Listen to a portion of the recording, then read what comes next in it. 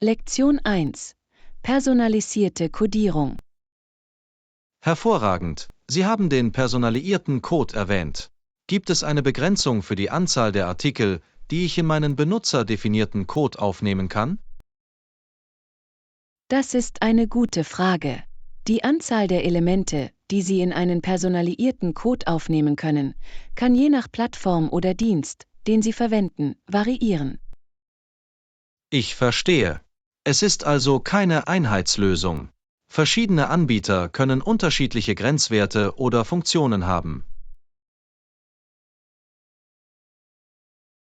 Exakt. Einige Plattformen haben möglicherweise strenge Beschränkungen, während andere mehr Flexibilität bieten, wenn es um die Komplexität und Anzahl der Elemente im personalisierten Code geht. Interessant. Welche Faktoren sollte ich berücksichtigen, wenn ich über den Umfang meines personalisierten Codes nachdenke? Nun, Dinge wie der Zweck des Codes, die Zielgruppe und die technischen Anforderungen der Plattform wären alle wichtig, um darüber nachzudenken. Guter Punkt. Ich möchte nicht etwas zu Komplexes erstellen, das am Ende schwierig zu implementieren oder zu verwalten ist. Absolut. Bei der Gestaltung von personalisiertem Code ist es entscheidend, das richtige Gleichgewicht zwischen Funktionalität und Einfachheit zu finden. Auf jeden Fall. Und ich kann mir vorstellen, dass die Benutzererfahrung auch ein entscheidender Faktor ist, oder? Absolut. Sie möchten, dass die personalisierten Elemente die Benutzererfahrung verbessern und nicht zu Frustration oder Verwirrung führen. Exakt. Es muss sich nahtlos anfühlen und einen Mehrwert bieten, ohne unnötige Komplexität zu verursachen. Exakt. Das Testen und Einholen von Feedback wäre so wichtig, um sicherzustellen, dass Sie diese benutzerfreundliche Erfahrung auch wirklich hinbekommen. Toller Rat. All das werde ich auf jeden Fall berücksichtigen, wenn ich meine Optionen für personalisierten Code erkunde. Wunderbar. Und zögern Sie nicht, uns zu kontaktieren, wenn Sie weitere Fragen haben. Ich freue mich, Ihnen weitere Hinweise geben zu können. Fantastisch, das weiß ich zu schätzen. Das war wirklich hilfreich, um mich auf den richtigen Weg zu bringen. Ich freue mich, dass ich einige nützliche Einblicke geben konnte. Personalisierter Code kann so mächtig sein, wenn er gut gemacht wird. Absolut. Ich freue mich darauf, einzutauchen und zu sehen, welche maßgeschneiderten Lösungen ich erstellen kann. Fantastisch, ich bin sicher, Sie werden sich etwas wirklich Innovatives einfallen lassen, das auf Ihre Bedürfnisse zugeschnitten ist. Danke, ich freue mich auf den Prozess. Hier gibt es viel Potenzial für Personalisierung. Auf jeden Fall. Es ist ein Bereich mit so viel Raum für Kreativität und einzigartige Lösungen. Absolut. Ich kann es kaum erwarten, loszulegen. Das war eine großartige Diskussion. Lektion 2. Die weibliche Mystik. Hey Anna, wusstest du, dass Frauen als das schönere Geschlecht gelten? Interessant.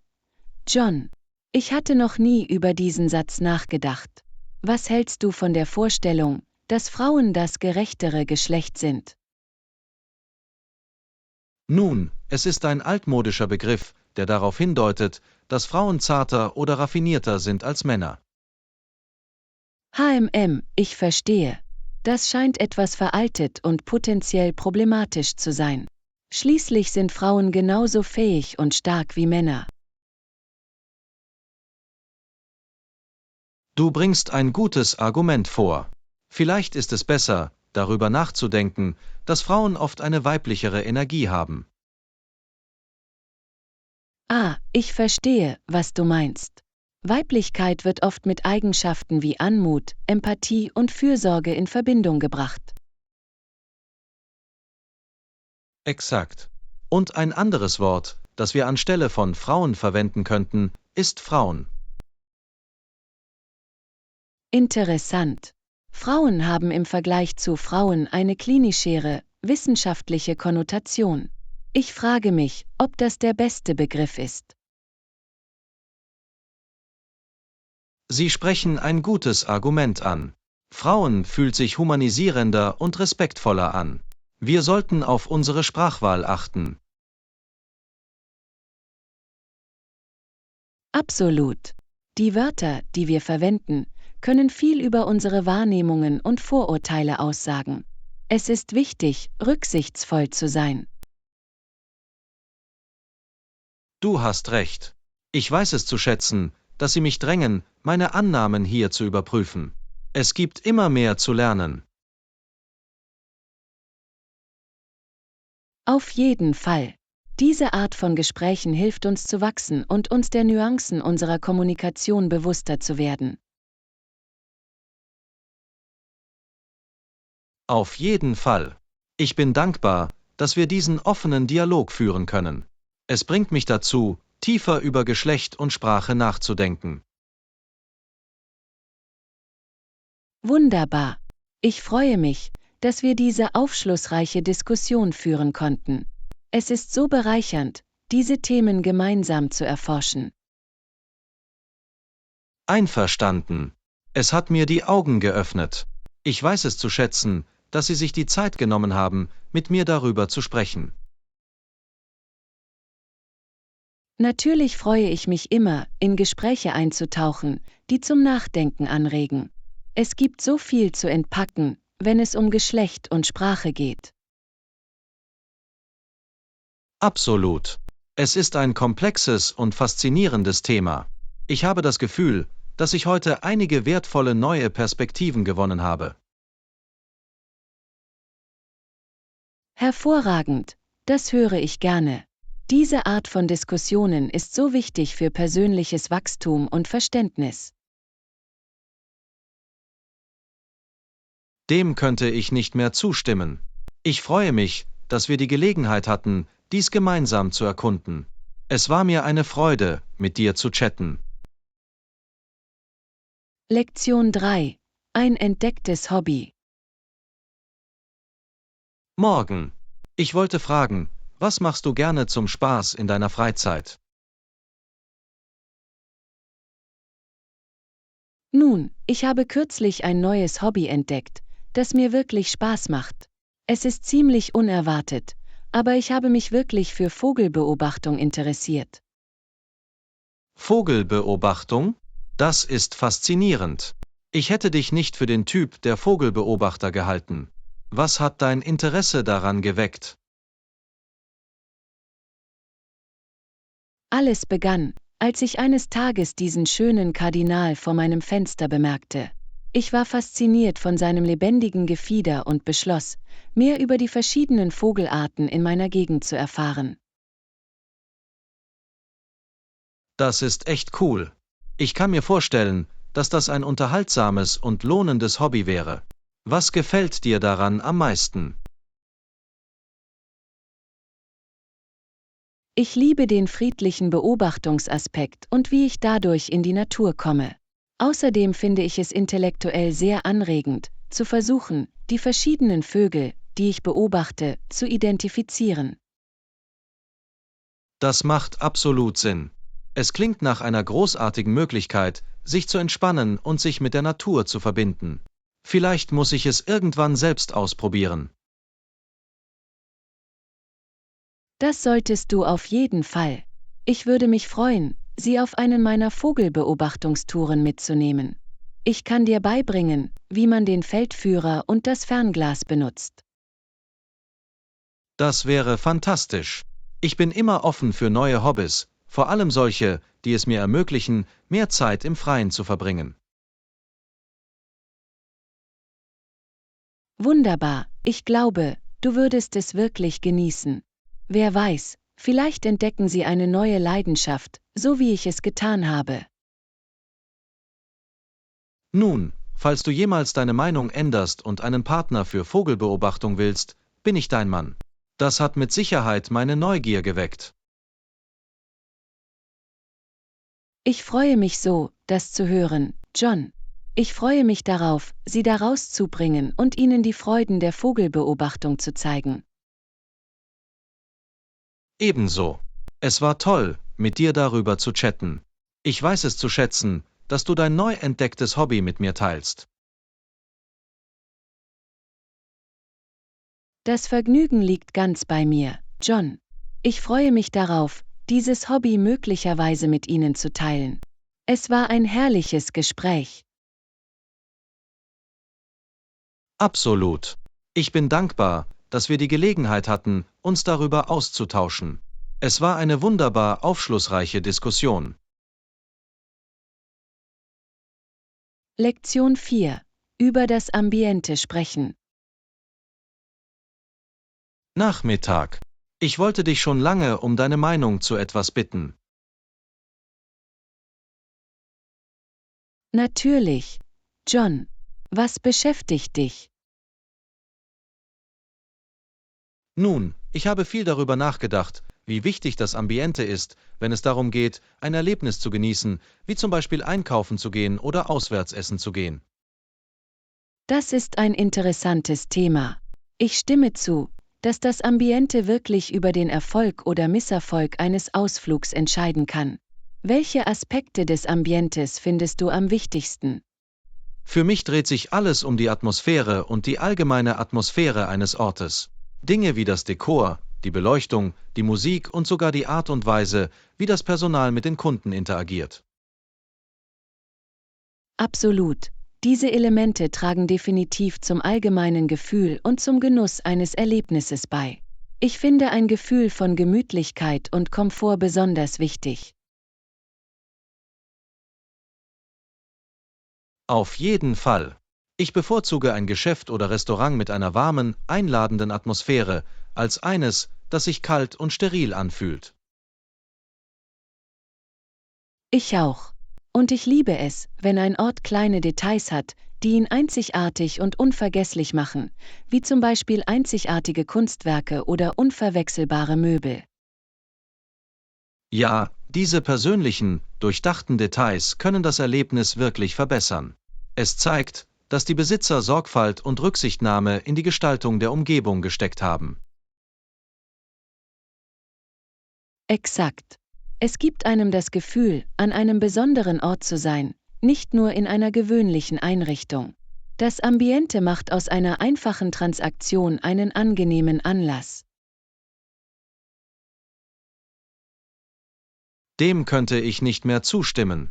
Dieses Gefühl von Atmosphäre und Liebe zum Detail sind so wichtig, besonders in diesen Tagen, in denen wir endlose Möglichkeiten haben, unsere Zeit und unser Geld auszugeben.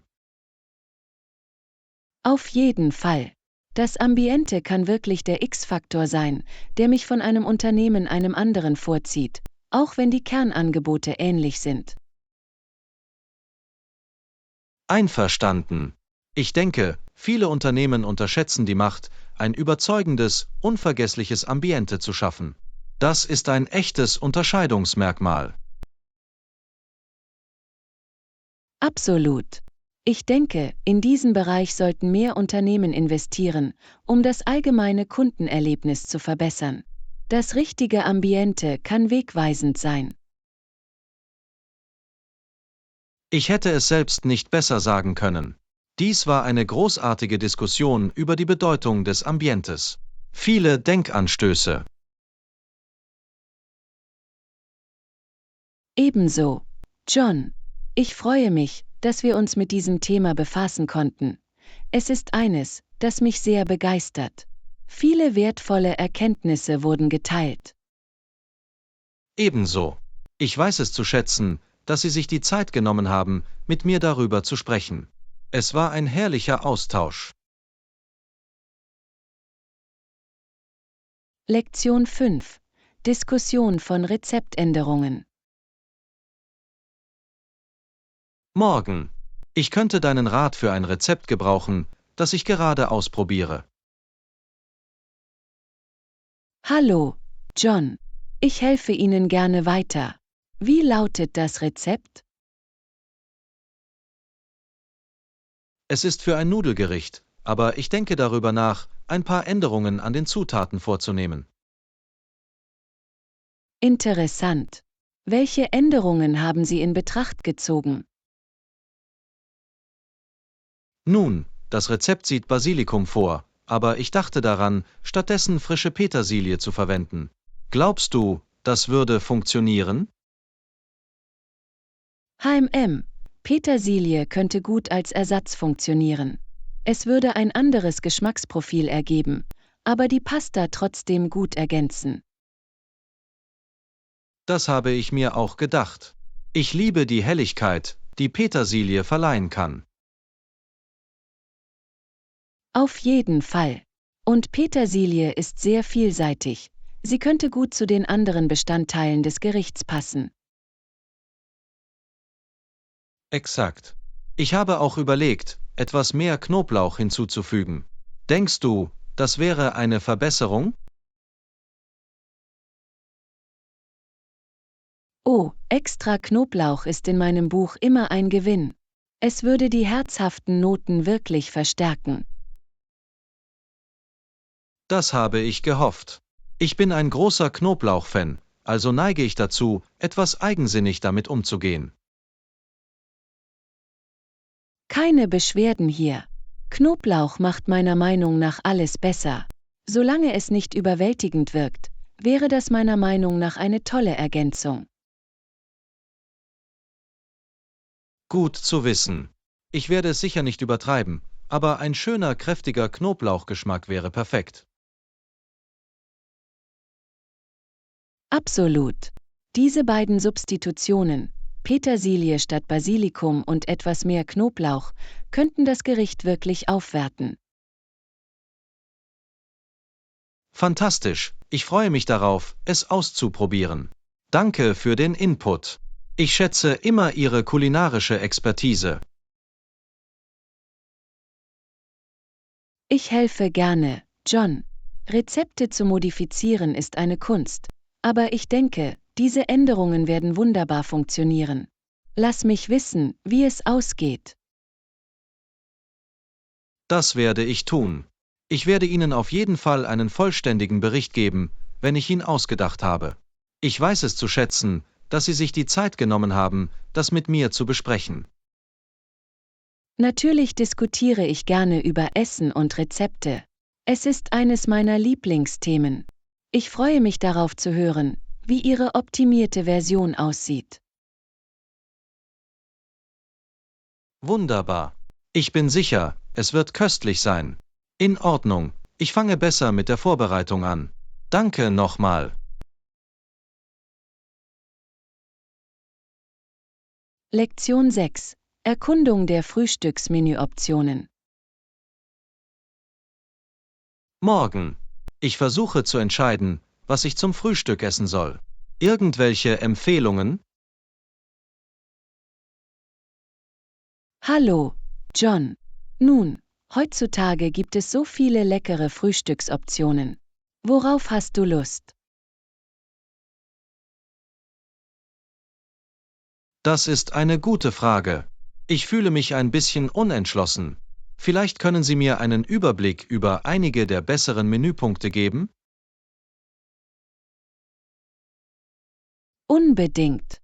Nun, unsere Frühstückskarte bietet alles, von klassischen Eiern und Speck bis hin zu einzigartigen Angeboten.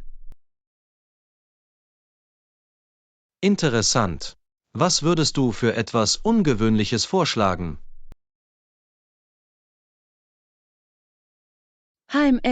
Wie wäre es mit dem Avocado-Toast? Es ist zu einem ziemlich trendigen Frühstücksartikel geworden und es ist super lecker. Avocado-Toast, Ich glaube nicht, dass ich das schon einmal versucht habe. Was macht es so besonders? Die Kombination aus cremiger Avocado, würzigem Sauerteigbrot und Gewürzen ist wirklich köstlich. Es ist eine großartige Möglichkeit, den Tag zu beginnen. Du hast definitiv mein Interesse geweckt. Steht sonst noch etwas auf der Speisekarte? Nun, der Frühstücksburrito ist immer eine herzhafte und geschmackvolle Wahl. Gefüllt mit Eiern, Gemüse, Käse und Salsa. Es ist eine echte Geschmacksexplosion. Oh, das klingt lecker. Ich liebe einen guten Frühstücksburrito. Absolut. Und wenn Sie eher süße Laune haben, sind die Bananenpfannkuchen nicht von dieser Welt. Bananenpfannkuchen, Das könnte genau das Richtige sein. Ich bin morgens ein bisschen Naschkatzen. Dann kann ich nur empfehlen, diese auszuprobieren. Sie sind fluffig, voller frischer Bananen und mit süßem Ahornsirup beträufelt. In Ordnung, du hast mich verkauft. Ich glaube, ich nehme den Avocado-Toast und die Bananenpfannkuchen. Ich kann es kaum erwarten, mich einzuarbeiten. Exzellente Entscheidungen, John. Ich glaube, du wirst beide lieben. Das Frühstück ist die wichtigste Mahlzeit des Tages, also haben Sie es sich verdient, sich etwas zu gönnen. Ich könnte nicht mehr zustimmen. Danke für die fantastischen Empfehlungen. Ich freue mich schon auf mein Essen.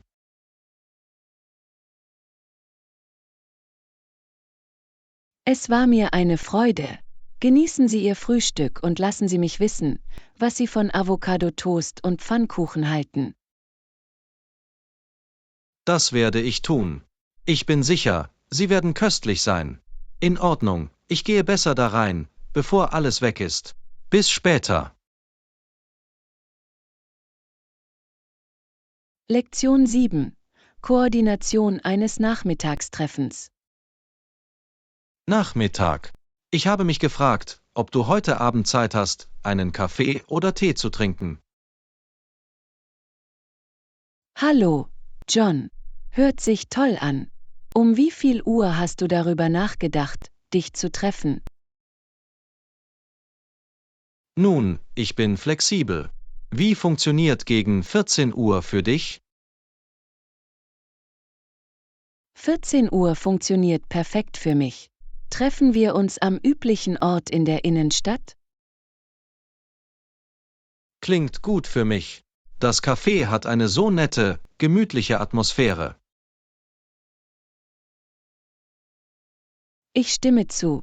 Es ist einer meiner Lieblingsorte zum Entspannen. Sagen wir dann 2 Uhr? Absolut. Sollen wir etwas mitbringen? Ich hole gerne Gebäck oder Snacks ab.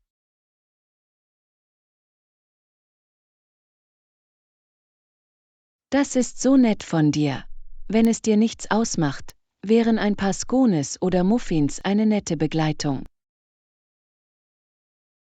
Tolle Idee. Ich werde unterwegs bei der Bäckerei vorbeischauen und mir eine Auswahl holen. Hast du Lust auf etwas Bestimmtes?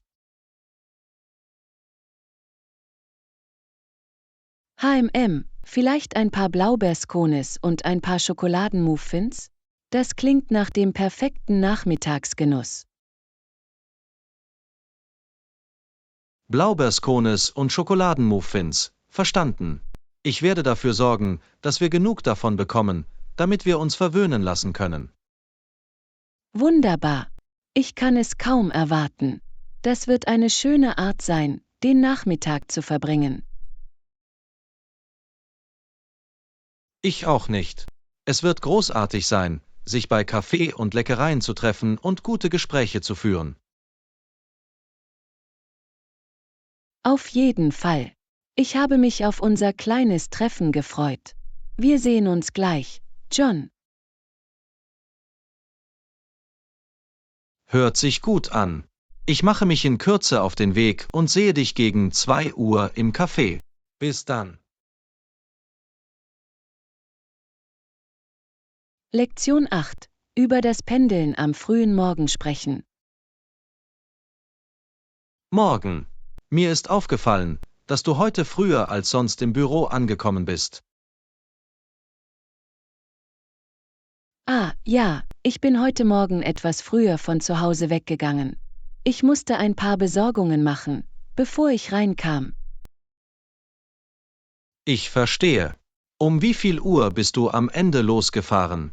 Normalerweise versuche ich selbst, gegen 8:30 Uhr aufzubrechen. Nun, ich bin tatsächlich gegen 8 Uhr gegangen. Bei leichtem Verkehr war das Pendeln gar nicht so schlecht. 8 Uhr, hm? Das ist ziemlich früh. Hattest du viel zu erledigen, bevor der Arbeitstag begann? Nicht zu viel, wirklich.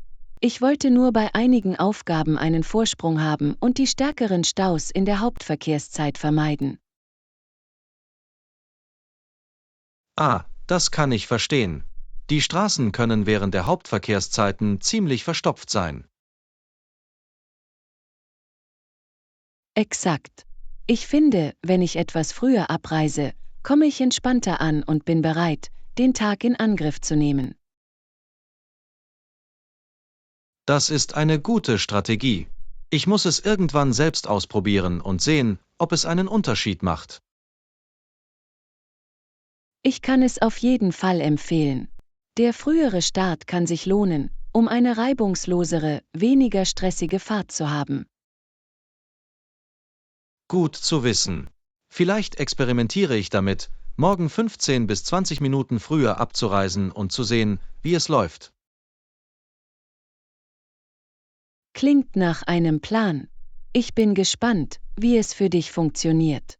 Lass mich wissen, was du denkst. Das werde ich tun. Ich weiß es zu schätzen, dass du deine Erfahrung teilst. Es hat mir einige Denkanstöße zur Optimierung meines eigenen Pendelns gegeben. Jederzeit.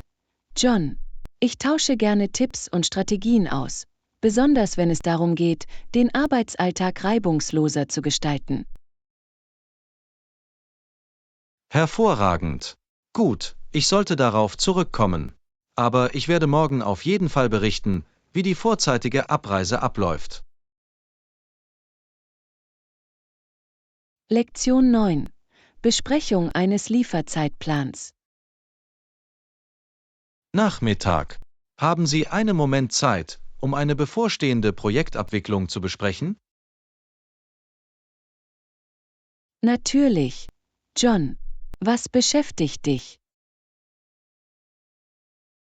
Nun, ich habe den Zeitplan für das Jones-Konto überprüft und bin ein bisschen besorgt über die Lieferfrist. Ach, was scheint das Problem mit dem Zeitplan zu sein? Ich dachte, wir wären auf dem richtigen Weg, die Erwartungen des Kunden zu erfüllen. Das ist die Sache. Der Zeitplan scheint ziemlich eng zu sein. Ich mache mir Sorgen, dass wir den damit verbundenen Arbeitsaufwand möglicherweise unterschätzt haben. Ich verstehe. Haben Sie bestimmte Problembereiche identifiziert, die sich auf die Lieferung auswirken könnten? Ja, ein paar Dinge.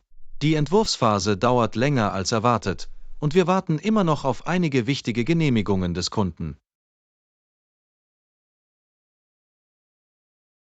HMM, das ist nicht ideal. Haben Sie dem Kunden diese Bedenken schon mitgeteilt? Nicht direkt, nein. Ich wollte zuerst alle Informationen sammeln, bevor ich Sie darauf aufmerksam mache. Okay, das macht Sinn. Was wäre Ihrer Meinung nach der beste Ansatz, um das mit dem Kunden zu besprechen? Nun, ich dachte, wir könnten eine leichte Verlängerung des Zeitplans vorschlagen, aber ich wollte zuerst Ihre Meinung einholen. HMM, das könnte funktionieren. Wir müssen dem Kunden gegenüber proaktiv und transparent sein, was die Herausforderungen angeht, vor denen wir stehen. Exakt. Ich will Sie nicht überrumpeln, aber ich will auch nichts versprechen, was wir nicht einhalten können. Verstanden.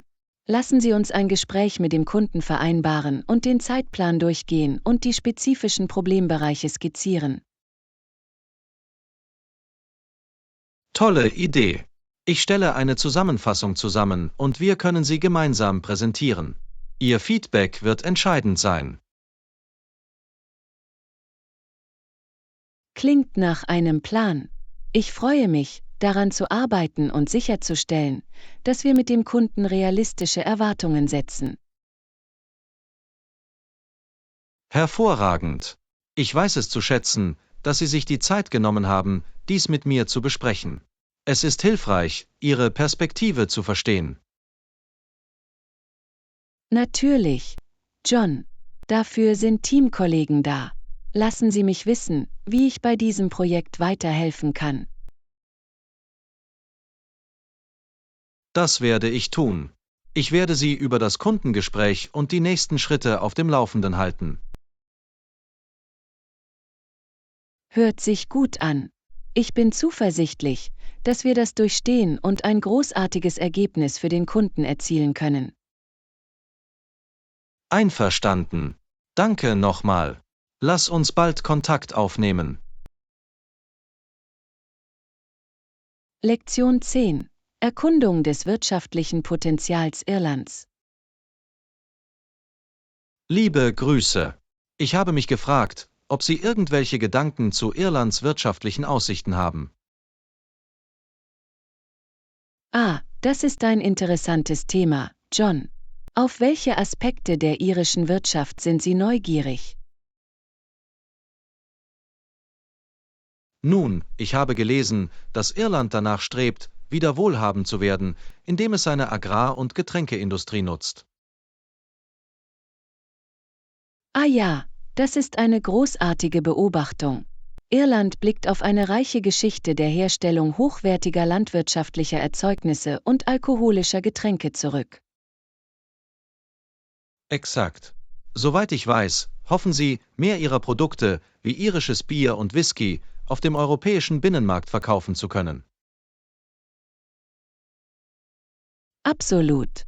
Irland ist bekannt für seine außergewöhnlichen Milchprodukte, sein Fleisch und seine Produkte sowie für seine weltberühmten Whiskys und Stouts. Das ist faszinierend. Glauben Sie, dass Sie gute Chancen haben, Ihre Exporte anzukurbeln und Ihre Wirtschaft wieder zu beleben? Ich glaube schon. Irland hat einige deutliche Vorteile, wie das gemäßigte Klima, den fruchtbaren Boden und die qualifizierten Arbeitskräfte in der Landwirtschaft. Und die Nachfrage nach erstklassigen europäischen Lebensmitteln und Getränken ist ziemlich hoch, nicht wahr? Auf jeden Fall. Auf dem ganzen Kontinent wächst die Wertschätzung für authentische, handwerklich hergestellte Waren. Das sind großartige Neuigkeiten für Irland. Was sind Ihrer Meinung nach einige der Herausforderungen, vor denen Sie bei der Ausweitung Ihrer Exporte stehen könnten? Nun, Sie müssen eine gleichbleibende Qualität und ein gleichbleibendes Angebot sicherstellen, alle Handelshemmnisse oder Vorschriften überwinden und möglicherweise in Marketing und Vertrieb investieren. Gute Punkte. Irland muss strategisch und anpassungsfähig sein, um diese Chance zu nutzen. Absolut. Aber mit seinen reichen natürlichen Ressourcen und stolzen kulinarischen Traditionen bin ich optimistisch, dass Irland wieder ein florierender Exporteur werden kann. Ich teile deinen Optimismus. Es wäre wunderbar zu sehen, wie sich Irlands Wirtschaft durch seinen erstklassigen Agrar- und Getränkesektor erholen würde. Ich stimme zu, John. Das ist eine spannende Aussicht, und ich werde Irlands Fortschritte in den kommenden Jahren genau im Auge behalten. Das Gleiche hier. Danke für die aufschlussreiche Diskussion. Es hat mir ein besseres Verständnis des wirtschaftlichen Potenzials Irlands gegeben. Lektion 11. Den Kurs für die globale Expansion aufstellen. Morgen. Ich habe über unsere globalen Expansionspläne nachgedacht und wollte Ihre Meinung hören. Hervorragend, John. Ich freue mich immer darauf, über die Wachstumsstrategie unseres Unternehmens zu sprechen. Was beschäftigt dich? Nun, wir haben auf unserem Inlandsmarkt enorme Erfolge erzielt, aber ich glaube, es ist an der Zeit, internationale Möglichkeiten zu erkunden. Ich stimme zu. Eine globale Ausweitung unserer Reichweite könnte bedeutende neue Möglichkeiten für Umsatz und Marktanteil eröffnen. Exakt. Haben Sie bestimmte Regionen oder Länder, auf die wir uns Ihrer Meinung nach zuerst konzentrieren sollten? Das ist eine gute Frage. Aufgrund meiner Recherchen glaube ich, dass die Schwellenländer in Asien und Südamerika vielversprechend sind. Interessant. Was macht diese Regionen für unser Geschäftsmodell attraktiv? Nun, sie haben eine schnell wachsende Mittelschicht mit steigender Kaufkraft und einer steigenden Nachfrage nach den Arten von Produkten und Dienstleistungen, die wir anbieten. Guter Punkt. Und was ist mit den logistischen und regulatorischen Herausforderungen, die sich aus der Geschäftstätigkeit auf diesen Märkten ergeben? Das ist ein berechtigtes Anliegen. Wir müssten uns sorgfältig mit Zöllen, Handelsabkommen und lokalen Geschäftspraktiken auseinandersetzen. Absolut. Wir müssten in den Aufbau der richtigen Infrastruktur und Partnerschaften investieren, um eine reibungslose Expansion zu gewährleisten. Auf jeden Fall. Aber ich bin zuversichtlich, dass wir mit der richtigen strategischen Planung und Umsetzung diese Hürden überwinden können. Ich teile deinen Optimismus. Haben Sie konkrete Empfehlungen, wie wir diese globale Expansion angehen sollten? Ich würde vorschlagen, mit einer gründlichen Marktanalyse zu beginnen, um unsere besten Chancen zu identifizieren. Dann können wir eine schrittweise Einführungsstrategie entwickeln.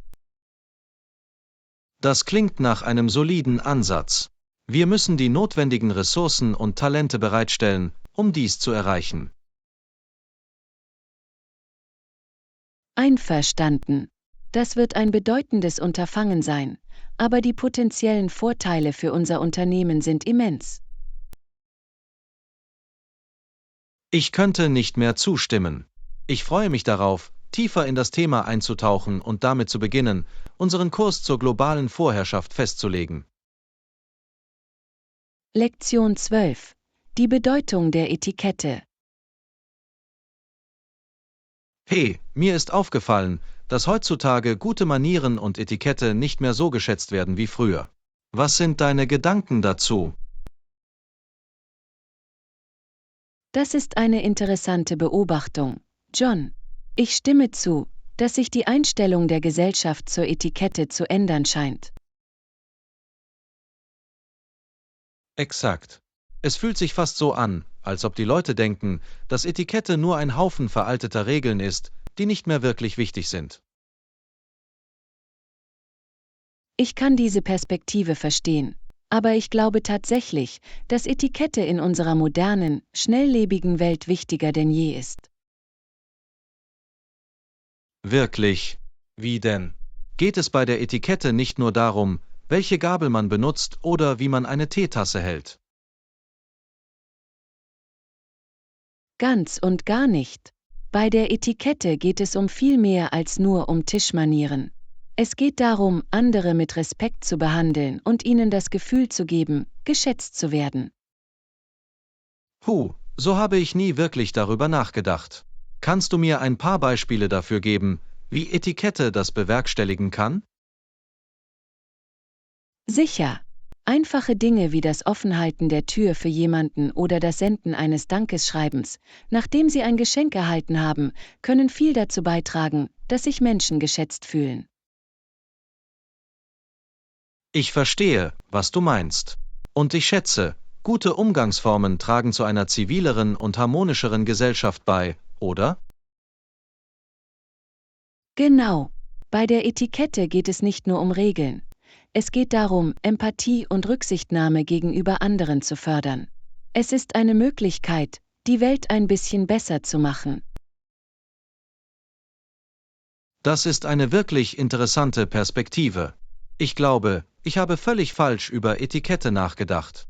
Vielleicht muss ich etwas mehr zu diesem Thema recherchieren. Ich denke, das ist eine großartige Idee, John. Etikette ist ein faszinierendes Thema, und es steckt viel mehr dahinter, als den meisten Menschen bewusst ist. Auf jeden Fall. Danke, dass du mir die Augen für die Bedeutung der Etikette geöffnet hast. Ich freue mich, dass wir dieses Gespräch geführt haben. Lektion 13. Überwältigung bekämpfen.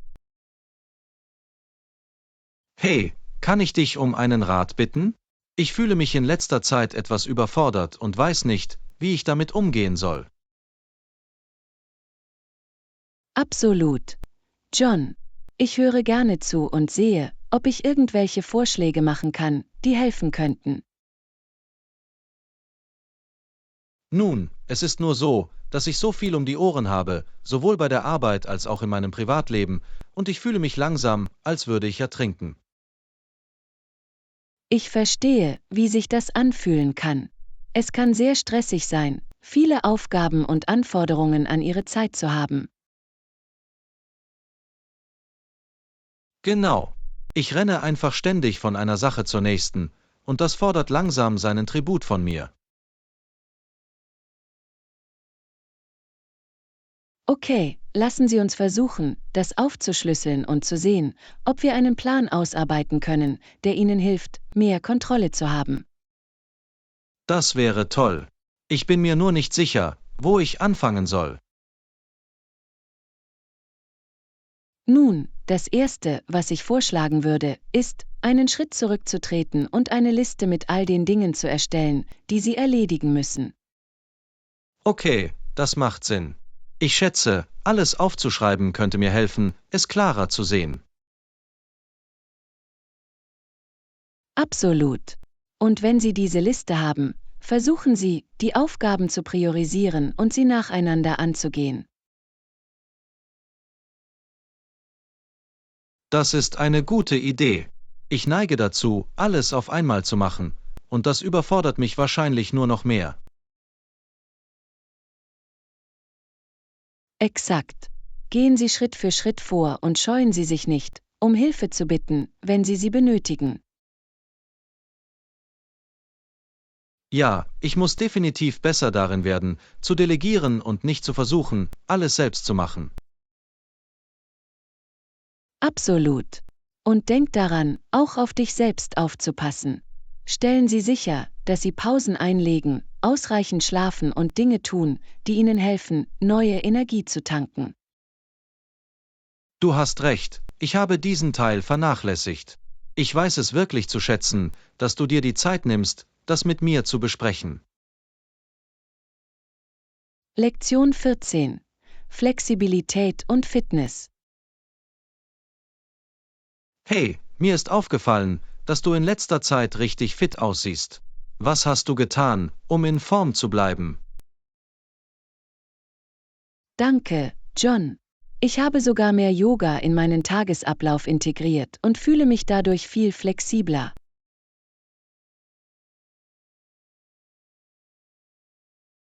Wirklich, das ist großartig. Ich wollte Yoga ausprobieren, aber ich bin ein bisschen eingeschüchtert. Sei nicht. Yoga ist tatsächlich eine großartige Möglichkeit, Ihre Flexibilität und allgemeine Fitness zu verbessern, auch wenn Sie ein Anfänger sind. Ja. Ja, vielleicht könntest du mir irgendwann ein paar anfängerfreundliche Posen zeigen. Ich würde es gerne mal ausprobieren. Unbedingt. Ich helfe Ihnen gerne beim Einstieg. Beim Yoga geht es darum, in deinem eigenen Tempo zu gehen und auf deinen Körper zu hören. Das ist gut zu hören. Ich habe immer das Gefühl, dass ich mich im Fitnessstudio zu sehr anstrengen muss, und dann werde ich wund und entmutigt. Yoga ist anders. Es geht darum, Balance zu finden und sanft mit sich selbst umzugehen. Der Schlüssel ist, sich auf ihre Atmung und den gegenwärtigen Moment zu konzentrieren.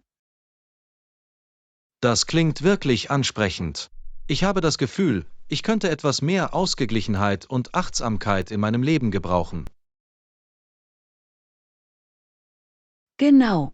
Yoga ist eine großartige Möglichkeit, das zu kultivieren. Und das Beste daran ist, dass Sie es überall tun können, auch bequem von zu Hause aus. Das ist wahr. Ich habe kaum eine Ausrede, es nicht zu versuchen, oder? Nein, keine Ausreden. Ich freue mich, einige anfängerfreundliche Yoga-Routinen mit Ihnen zu teilen, wann immer Sie bereit sind. Fantastisch, das weiß ich wirklich zu schätzen. Ich freue mich darauf, es auszuprobieren und zu sehen, ob es mir hilft, mich flexibler und ausgeglichener zu fühlen. Lektion 15. Erfolge feiern. Herzlichen Glückwunsch! Ich habe gehört, dass Sie bei der Arbeit erfolgreich eine neue Produktlinie eingeführt haben. Das ist unglaublich! Danke, John. Ich bin so begeistert davon. Es war eine Menge harter Arbeit, aber es ist unglaublich lohnend zu sehen, wie alles zusammenkommt. Das kann ich mir vorstellen. Die Einführung eines neuen Produkts muss eine große Leistung sein. Wie sah der Prozess aus? Es war eine ziemliche Reise, um ehrlich zu sein. Auf dem Weg dorthin gab es viele Herausforderungen, aber mein Team hat wirklich an einem Strang gezogen, um sie zu verwirklichen. Das ist fantastisch. Es ist großartig, wenn Sie ein starkes Team haben, das Sie in schwierigen Zeiten unterstützt. Absolut. Ich bin so stolz auf mein Team und die Art und Weise, wie sie sich weiterentwickelt haben. Wir haben wirklich gut zusammengearbeitet, um dieses Projekt zum Leben zu erwecken. Nun, du solltest auch stolz auf dich sein. Die Einführung einer neuen Produktlinie ist keine Kleinigkeit. Was ist für Sie das Beste daran? Das Beste daran ist, die positive Resonanz unserer Kunden zu sehen. Es ist so erfreulich zu wissen, dass sich unsere harte Arbeit auszahlt und einen Unterschied macht. Ich wette, das fühlt sich unglaublich an. Zu wissen, dass Ihre Bemühungen gewürdigt werden und dass sie Wirkung zeigen, muss wirklich erfüllend sein. Das ist es wirklich. Es ist eine großartige Erinnerung daran, warum ich tue, was ich tue, und wie wichtig es ist, die Herausforderungen zu meistern. Das ist so inspirierend. Ich bin mir sicher, dass Ihr Erfolg Ihnen und Ihrem Team noch mehr Möglichkeiten eröffnen wird. Das hoffe ich auf jeden Fall. Wir sind bereits dabei, Ideen für die nächste Produktlinie zu finden. Die Dynamik ist wirklich aufregend. Das ist großartig. Das freut mich wirklich für dich. Ihre Entschlossenheit und harte Arbeit zahlen sich eindeutig in hohem Maße aus. Danke, John. Danke für deine Unterstützung. Es war eine Reise, aber ich bin dankbar für jeden Schritt auf meinem Weg. Nun, ich bin mir sicher, das ist erst der Anfang. Ich wünsche Ihnen weiterhin viel Erfolg bei Ihren zukünftigen Unternehmungen. Lektion 16. Den perfekten Kurzurlaub planen. In Ordnung. Lassen Sie uns unsere Reisepläne für das Wochenende finalisieren. Wir bleiben 3 Nächte, oder? Absolut. John, ich freue mich so auf unseren kleinen Kurzurlaub. Haben Sie sich nach Aktivitäten oder Sehenswürdigkeiten umgesehen? Ich habe einige Nachforschungen angestellt und ich glaube, ich habe ein paar wirklich coole Dinge gefunden, die wir tun können. Für welche Art von Erlebnissen interessieren Sie sich? Nun, ich würde gerne die lokale Food-Szene erkunden und authentische regionale Küche probieren. Und vielleicht könnten wir 1 oder 2 Wanderungen einplanen, wenn das Wetter mitspielt. Klingt perfekt. Ich habe dieses hochbewertete Farm-to-Table-Restaurant gefunden, das traditionelle Gerichte mit einem modernen Touch serviert. Und es gibt einen malerischen Pfad mit Blick auf die Küste, den Sie meiner Meinung nach wirklich genießen würden. Oh, das klingt genau nach meinem Geschmack. Und vielleicht könnten wir den Kunsthandwerksmarkt besuchen, von dem ich gelesen habe, ein paar lokale Waren abholen, die wir mit nach Hause nehmen können. Tolle Idee. Ich sorge dafür, dass ich das einschreibe. Und ich dachte, wir könnten uns einen Nachmittag nehmen, um einfach am Strand oder am Hotelpool zu entspannen, weißt du, um richtig abzuschalten. Das klingt nach der idealen Balance, eine Mischung aus Aktivitäten und Ausfallzeiten. Ich kann es kaum erwarten, einfach abzuschalten und die friedliche Atmosphäre zu genießen. Ich auch nicht. Diese Reise ist genau das, was wir brauchen, um neue Energie zu tanken und der Hektik unseres täglichen Lebens zu entfliehen. Absolut. Ich habe das Gefühl, dass wir die perfekte Reiseroute zusammengestellt haben. Jetzt müssen wir nur noch sicherstellen, dass wir alles einpacken, was wir brauchen. Kein Problem. Ich schicke dir eine umfassende Packliste, damit wir nichts Wichtiges vergessen. Wunderbar.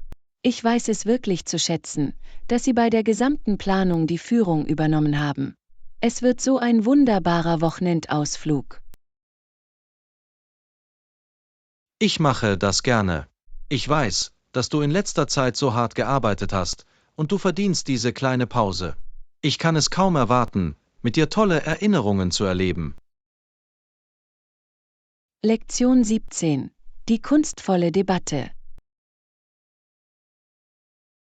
Ich wollte dich fragen, was ist dein bevorzugtes Medium zum Skizzieren? HMM, das ist eine gute Frage, John. Ich selbst bin definitiv eher ein Fan von Bleistiften. Der Fluss eines hochwertigen Graphitstifts hat einfach etwas so Befriedigendes an sich. Interessant, interessant. Ich war selbst schon immer eher der Typ mit Stift und Tinte. Es hat einfach etwas so Knackiges und Definiertes an sich, weißt du? Ich verstehe den Reiz, aber ich finde, dass Stifte ein weicheres, organischeres Gefühl vermitteln. Außerdem ist das Verblenden und Schattieren mit einem Stift unschlagbar einfach. Das ist ein faires Argument. Das Mischen und Schattieren ist mit Stiften definitiv einfacher. Aber ich finde es einfach toll, wie sich die Tinte auf die Seite legt, sie hat eine so kühne, selbstbewusste Qualität. Ich kann diese Perspektive verstehen. Ich würde jedoch argumentieren, dass Stifte eine nuanciertere und ausdrucksvollere Strichqualität ermöglichen. Sie können wirklich die Essenz ihres Motivs einfangen. HMM, Sie bringen überzeugende Argumente vor. Ich nehme an, es hängt von den persönlichen Vorlieben und der künstlerischen Vision ab, die Sie zu erreichen versuchen. Genau. Es gibt keine Universallösung, wenn es um künstlerische Medien geht. Es geht darum herauszufinden, was zu Ihnen und Ihrem Stil passt.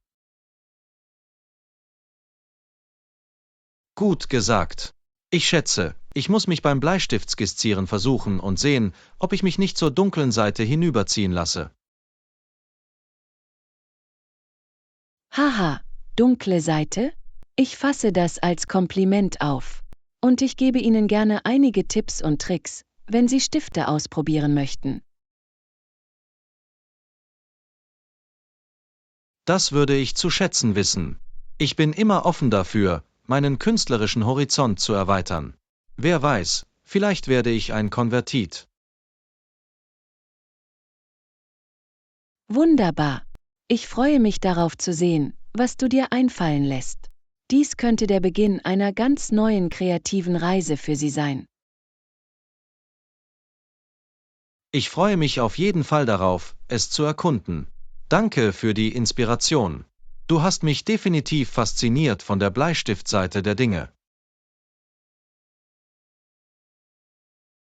Lektion 18. Barrieren durchbrechen. Morgen.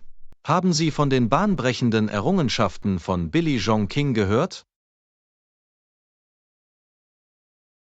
Absolut, John. Billie Jean King ist eine echte Pionierin in Sachen Frauensport und Gleichstellung. In der Tat. Sie war eine Meisterin auf dem Tennisplatz und eine Vorreiterin in dieser Hinsicht. Exakt.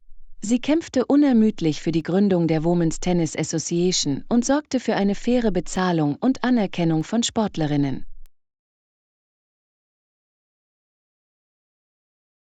Absolut. Und ihr historischer Sieg über Bobby Riggs im Spiel Battle of the Sexe war ein entscheidender Moment im Kampf für die Gleichstellung der Geschlechter.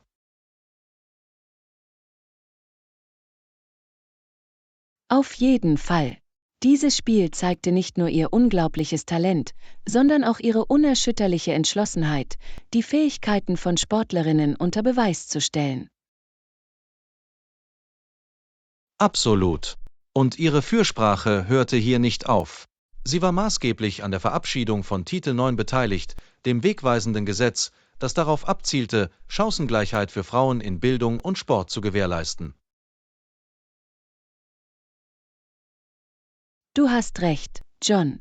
Billie Jean King nutzte ihre Plattform, um sich für Geschlechtergerechtigkeit einzusetzen und den Weg für zukünftige Generationen von Sportlerinnen und Führungskräften zu ebnen.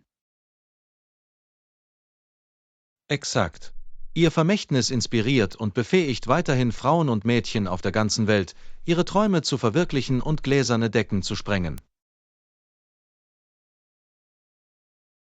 Absolut. Billie Jean Kings Wirkung reicht weit über den Tennisplatz hinaus, und sie wird als wahre Ikone der Frauenrechtsbewegung in Erinnerung bleiben. Gut gesagt. Billie Jean Kings bemerkenswerte Leistungen und ihr unermüdliches Eintreten für Gleichheit haben die Geschichte unauslöschlich geprägt. Lektion 19. Ein Bauernhofabenteuer. Hey, ich habe gehört, dass du kürzlich die Farm deines Onkels besucht hast. Wie war's? Es war absolut wunderbar, John. Es gab so viele interessante Tiere zu sehen und mit denen man interagieren konnte. Oh, wirklich? Auf welche Tiere sind Sie auf der Farm gestoßen? Nun, lass uns sehen. Es gab die üblichen Verdächtigen, wie Schafe, Kühe und Hühner, aber es gab auch einige unerwartetere Kreaturen. Oh, was zum Beispiel? Ich bin fasziniert. Zum einen gab es diese entzückenden, flauschigen Schäferhunde, die die Schafe auf der Weide hüten würden. Es war faszinierend zuzuschauen. Wow, Schäferhunde. Das muss ein toller Anblick gewesen sein. Konntest du überhaupt mit ihnen interagieren? Unbedingt. Sie waren so freundlich und verspielt. Ich habe sogar versucht, die Schafe zu hüten, natürlich unter den wachsamen Augen der Hunde. Haha, das klingt nach einem ziemlichen Erlebnis. Hast du auf der Farm noch andere einzigartige Tiere gesehen? Ja, tatsächlich. Mein Onkel hat ein kleines Gehege, in dem er ein paar freundliche Wölfe hält. Wölfe. Auf einer Farm? Ist das nicht ein bisschen gefährlich? Ganz und gar nicht. Diese Wölfe wurden von meinem Onkel aufgezogen, seit sie Welpen waren, und sie sind unglaublich zahm und fügsam. Ich dürfte sogar einen von ihnen streicheln. Das ist unglaublich. Ich hätte mir nie vorgestellt, dass Wölfe auf einer solchen Farm leben. Es hört sich an, als hättest du einen ziemlich abenteuerlichen Besuch gehabt. Es war wirklich eine bemerkenswerte Erfahrung, John. Die Farm war eine wahre Fundgrube an faszinierenden Tieren und einzigartigen Sehenswürdigkeiten. Ich kann es kaum erwarten, wiederzukommen. Es klingt auf jeden Fall so. Die Farm deines Onkels klingt wie ein Wunderland für Tierliebhaber. Vielleicht muss ich bei deinem nächsten Besuch mitkommen.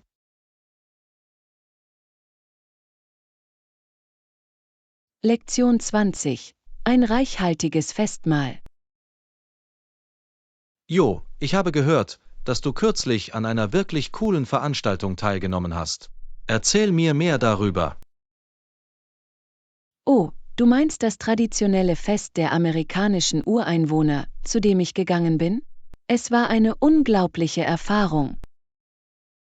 Ein Fest der amerikanischen Ureinwohner, hm? Das klingt faszinierend. Wie war es? Es wurde abgehalten, um das Ende der Erntezeit zu feiern. Die ganze Gemeinde kam zusammen, um alle Arten von traditionellen Lebensmitteln zu genießen. Das ist großartig. Welche Art von Essen haben Sie bei diesem Fest serviert? Nun, die Hauptgerichte waren Hirschfleisch und verschiedene Fischarten, die vor Ort gefangen worden waren. Hirschfleisch und Fisch, hm? Das klingt nach einer ziemlich herzhaften Mahlzeit. Wie haben Sie das alles zubereitet? Sie hatten tagelang vor der Veranstaltung gekocht und das Essen zubereitet. Das Fest dauerte 3 volle Tage. 3 Tage. Das ist eine epische Feier. Ich kann mir nicht einmal vorstellen, wie viel Essen Sie gegessen haben müssen. Genau. Und wenn ihnen der Proviant ausging, gingen die Männer des Stammes raus und jagten nach mehr Vögel und anderem Wild. Wow, das ist Hingabe. Sie haben wirklich alles gegeben, um sicherzustellen, dass alle gut ernährt und zufrieden waren. Absolut. Die ganze Erfahrung war so eindringlich und authentisch. Ich hatte das Gefühl, in die Vergangenheit zurückversetzt worden zu sein. Das ist so cool, dass du Teil von etwas sein musst, das so reich an kultureller Tradition ist. Ich bin ehrlich gesagt ein bisschen neidisch. Nächstes Mal solltest du mit mir kommen, John. Du würdest sicher eine tolle Zeit haben und so viel über ihre Lebensweise lernen. Weißt du was, vielleicht nehme ich das Angebot an. Ein 3-tägiges Festmahl klingt genau das Richtige für mich. Lektion 21. Ein heroisches Vermächtnis. Liebe Grüße. Haben Sie vom bemerkenswerten Leben von Martin Luther King Jr. gehört? Warum, ja, John. Er war wirklich ein außergewöhnlicher Mensch, der sein Leben dem Streben nach Gerechtigkeit und Gleichheit widmete. Absolut. Sein unerschütterliches Engagement für die Bürgerrechtsbewegung und sein unermüdlicher Einsatz im Kampf gegen Rassendiskriminierung sind wirklich inspirierend. Ich stimme voll und ganz zu. Er setzte sich für die Rechte seiner Mitmenschen ein, auch angesichts immenser Widrigkeiten und persönlicher Risiken. In der Tat. Und es ist unglaublich traurig, dass er letztendlich den ultimativen Preis für seine edle Sache bezahlt hat, aber sein Erbe lebt weiter. Zweifellos. Seine Rede „Ich habe einen Traum" gilt als eine der eindringlichsten und wirkungsvollsten Ansprachen der Geschichte. Absolut. Die Art und Weise, wie er seine Vision für eine gerechtere und gerechtere Gesellschaft eloquent artikulierte, ist wirklich beeindruckend. Absolut. Er hatte eine unglaubliche Fähigkeit, Menschen durch seine Worte und Handlungen zu inspirieren und zu begeistern. Du hast recht.